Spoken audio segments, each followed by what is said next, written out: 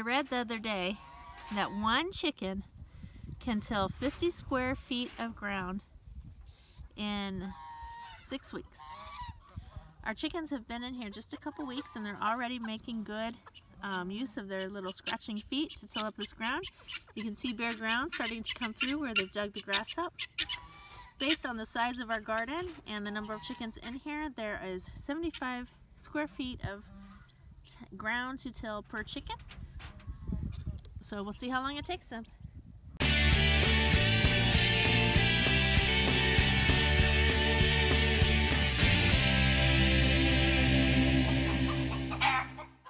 Hi everyone, I'm Lorella, not a farm girl on my homestead adventure. And in this, our second video in our market gardening series, I'm going to be talking about garden planning for newbies, like me. For the last 3, maybe 4 years, I've kind of tried to have a small garden, a little kitchen garden, and not a whole lot of success. I have a garden playlist if you want to go look through that and see some of the things I've tried over the past couple of years. But this year, this is it. This is our market garden year. This is our make it or break it, go big or go home year. And so I've been trying to plan how our garden season is going to go. And in my last video, as I told you, it got really confusing really fast. So I had several people comment and it was very helpful. So I want to say thank you to Nancy Fahey, to Jenny at Bet and the Farm for suggesting the Clyde's Garden Planner. I want to say thank you to Elizabeth at Little Farm Big Dreams for suggesting a video by Jean-Martin Fortier. And I also want to thank Living Traditions Homestead for their video that they put out entitled, "Is It Too Early to Start Seeds Inside?" They put a link to a planner on Johnny's Seed Company website.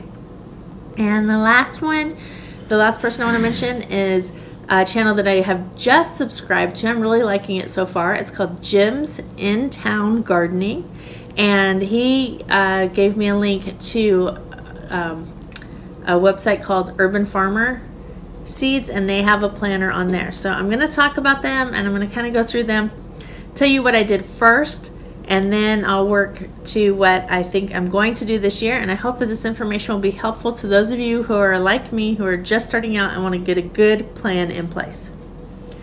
So the first thing I used was an app that I have on my phone. It's called Gardenate, G-A-R-D-E-N-A-T-E. So like garden date, but without the D and without a space, Gardenate. And it has, you enter your planting zone, and I'm in a zone 6B, and our last frost will be around April 15th. On older calendars, they said May 1st, so I would expect somewhere in that 2-week range we'll have our last frost. And you put that in, and then it will bring up each month a list of what you should be starting indoors, what you should be transplanting.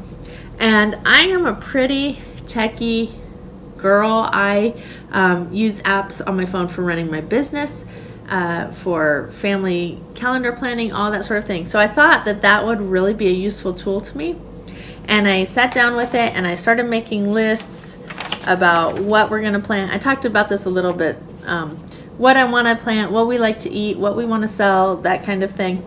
And then I tried to use that and put together a list of when I should plant everything and when is it going to be harvestable and all of that. And it really quickly got overwhelming. And so for me, that app is not the way to go. It might work for some of you, or if you have an app that you really like to use, let me know, because I would be interested in checking it out. So that is one tool that I used that I didn't find very helpful. Then the next thing I want to talk about is on Urban Farmer.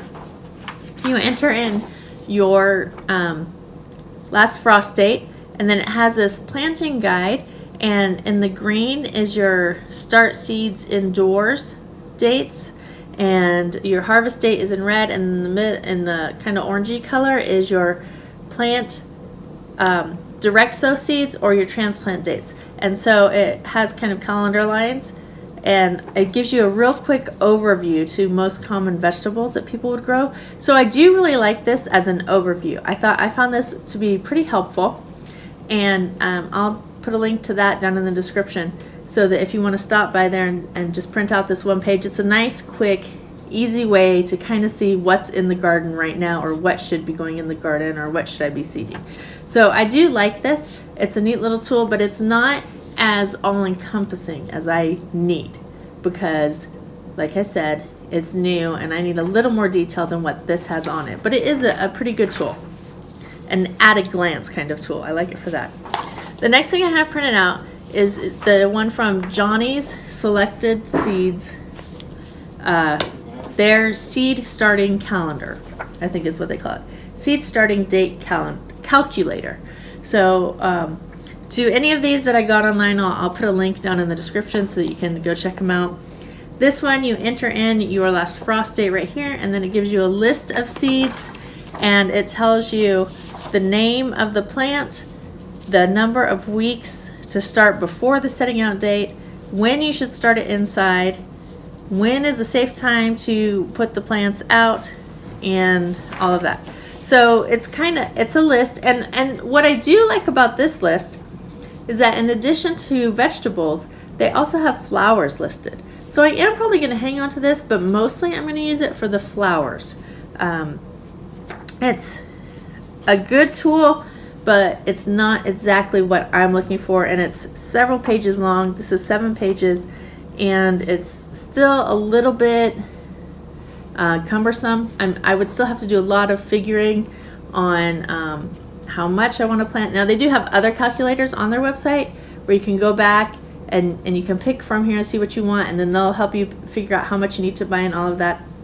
But once again, it's just not the tool for me. Then Elizabeth from Little Farm Big Dreams, and I really like her a lot. If you're not already following her, you should go follow her right now. She has recently moved from Arizona to Arkansas. They're in the process of purchasing a homestead where they're going to build a little cabin. She's been there like a couple months. She's already started a microgreens business, and she's really cute and lovely, and I'm glad she's closer because I'm going to get to know her and we're going to get to see her in person hopefully soon. So she commented on the video, oh, you need to go watch this other video, and she put a link to Jean-Martin Fortier's garden planning video. And so as I'm watching his video and he's talking, he says, you know, this chart is in the back of my book and this chart is in the back of my book. And I sat there thinking, wait a minute, I bought his book. So I went and dug up his book, which you can see I've already got highlighted and I had read through it. And I went to the back, and sure enough, here are charts about how his garden works. Now this tool I find very helpful, and his videos. If you don't want this book, I think cost about $25. It is probably available at some libraries, but if you don't want to put out the money for it, there are links, there are lots of YouTube videos online that you can watch where he goes through step by step.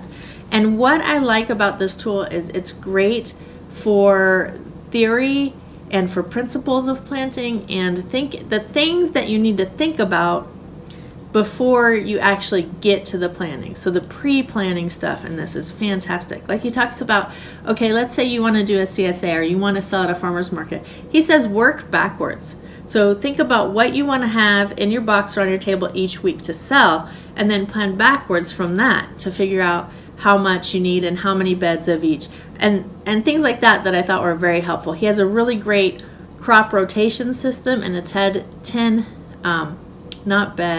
plot. He has 10 plots around his farmhouse where he rotates, and he explains why. He explains his fertilization and his composting process.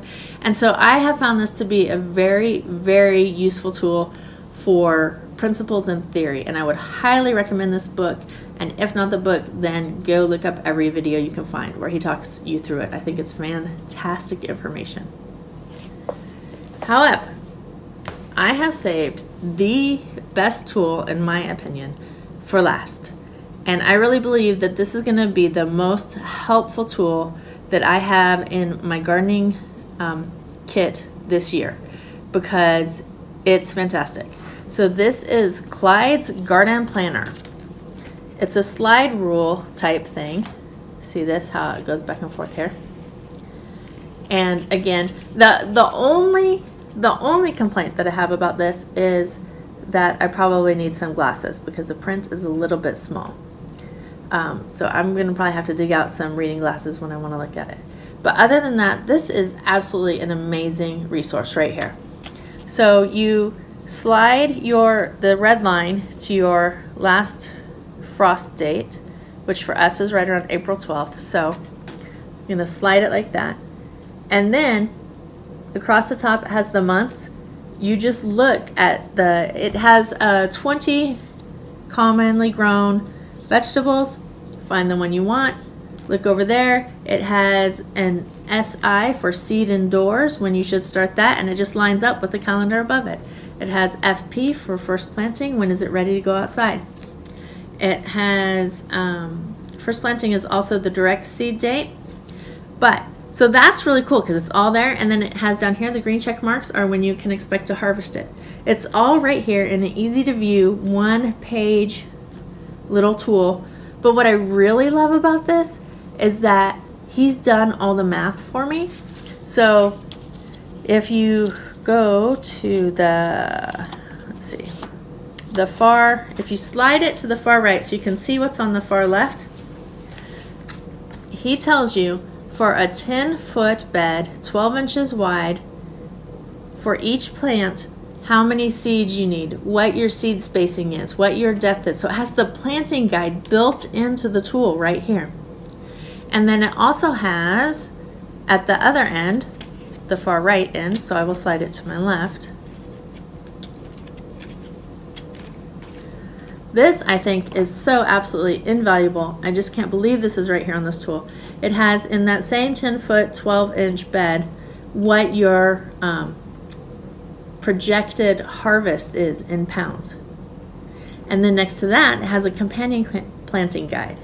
So everything that I need, besides the seeds, to start my garden and to know what to do and when to do is right here in this one tool. And this is your spring gardening guide. You just flip it over. There's your fall gardening guide with your last fall, or your first frost. Let's try that in English. Use your first frost date in the fall to line up your planting guide.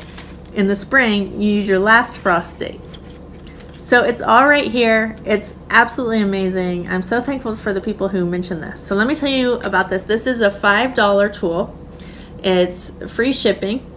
And if you go to Off Grid with Doug and Stacy's YouTube page and find their video, I should put a link to that down below too, called Gardener Shares Secret to Gardening. And then it has a little something after that.